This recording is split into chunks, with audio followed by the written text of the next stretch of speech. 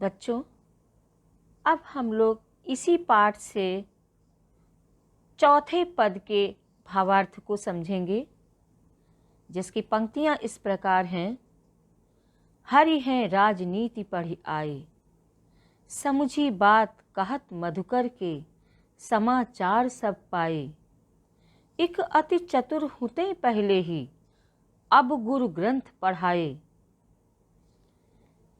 बढ़ी बुद्धि जानी जो उनकी, जोग संदेश पठाए।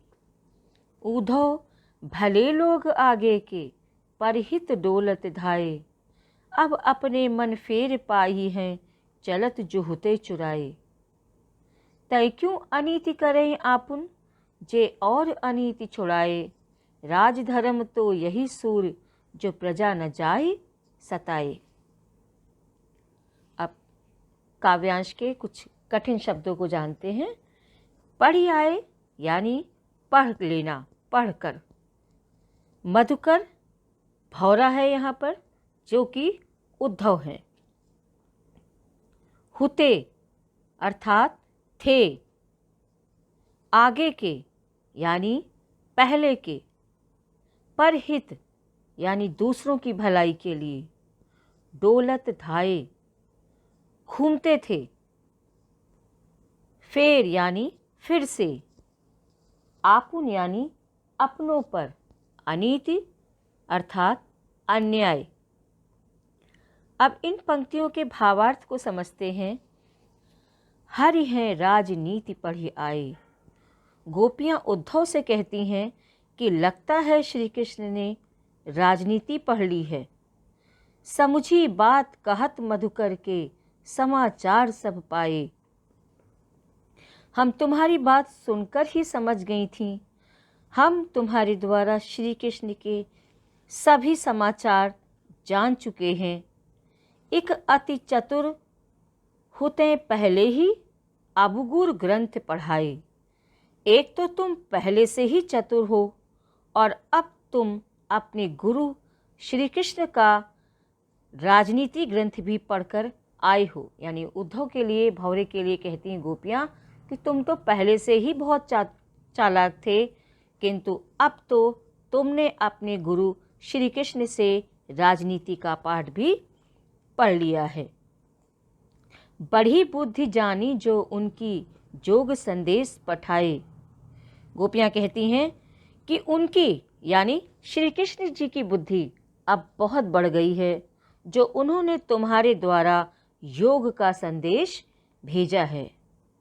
ऊधव भले लोग आगे के, परहित डोलत धाये। आगे कहती हैं कि हे उद्धव, पहले के लोग बहुत भले थे, जो दूसरों की भलाई करने के लिए दौड़ जाते थे। अब अपने मन फेर पाई हैं, चलत जुहुते चुराए। गोपियाँ कहती हैं कि अब तो श्री कृष्ण जी बदल चुके हैं, इसलिए हमारा मन मथुरा जाते समय वे अपने साथ ले गए थे, पर अब हमें वो वापस चाहिए। अब अपने मन फेर पाई हैं, चलत जुहुते चुराए। अपने मन को जो कि श्री कृष्ण जी चुरा कर ले गए थे, उसको वो वापस पाना चाहती हैं। ते क्यों अनीति करें आपुन, जे और अनीति छुड़ाए। गोपियाँ कहती हैं कि वे तो दूसरों को अन्याय से बचाते हैं, फिर हमारे लिए योग का संदेश भेजकर हम पर अन्याय क्यों कर रहे हैं। राजधर्म तो यही सूर्य, जो प्रजा न जा ही सताए। सूरदास के शब्दों में गोपियाँ कहती हैं कि हे उद्धव, राजधर्म तो यही कहता है कि प्रजा के साथ अन्याय नहीं करना चाहिए, उसे सताना नहीं चाहिए। इसलिए कृष्ण को योग का संदेश वापस लेकर स्वयं दर्शन के लिए आना चाहिए। अब इसी काव्यांश के कुछ प्रश्न, जिनके उत्तर आपको लिखने हैं। पहला, गोपियों ने ये क्यों कहा कि अब हरि राजनीति के प्रकांड पंडित हो गए हैं। दूसरा, गोपियों को ऐसा क्यों लगता है कि वे अब अपना मन वापस पा सकती हैं? तीसरा, प्राचीन राजाओं को भला बताकर गोपियाँ क्या बताना चाहती हैं? चौथा, गोपियों ने सच्चे राजधर्म को कैसे परिभाषित किया है?